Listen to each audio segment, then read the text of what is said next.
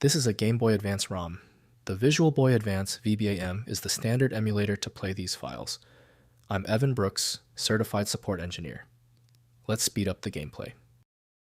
Consider this the ace up my sleeve, a specialized program that utilizes magic techniques to properly identify and open the GBA file. I'll reveal it at the end. A GBA file is a ROM image used by Game Boy Advance emulators. It contains a complete copy of the game's data, allowing users to play GBA games on computers or other devices. These files are created by extracting the game data from original GBA cartridges. Emulators interpret the data within the GBA file to simulate the GBA hardware. GBA ROM files typically adhere to a specific memory map and file structure, dictated by the Game Boy Advance hardware. Emulators read this structure to load and execute the game's code, graphics, and audio. The file contains the game's executable code, assets, and metadata, all organized in a way that the GBA's processor can understand. For GBA, begin with GBA emulators and proceed from there. Windows provides limited editing capability, so full content inspection relies on dedicated tools.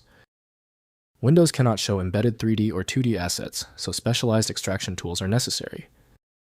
We'll systematically check compatibility. Right-click your GBA file and choose Open With.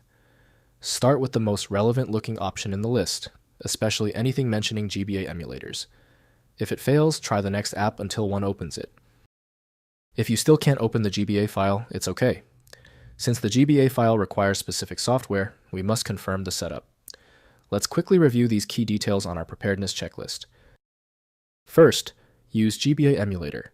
Open the file using a Game Boy Advance emulator, e.g. VisualBoyAdvance mGBA. Next, check ROM integrity. Ensure the GBA file is not corrupt. Check file size against known good size. Finally, check BIOS. Ensure the correct GBA BIOS file is present in the emulator's BIOS folder. If compatibility checks failed, it is likely because the file extension name is shared by different developers for unrelated formats, causing your PC to use the wrong reading language. You might consider a solution that focuses on the internal data structure rather than the extension name, which is often a practical way to attempt opening ambiguous file types.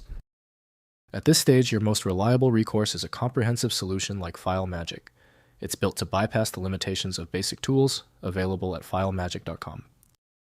If you appreciate these expert walkthroughs, consider hitting the subscribe button to support the channel.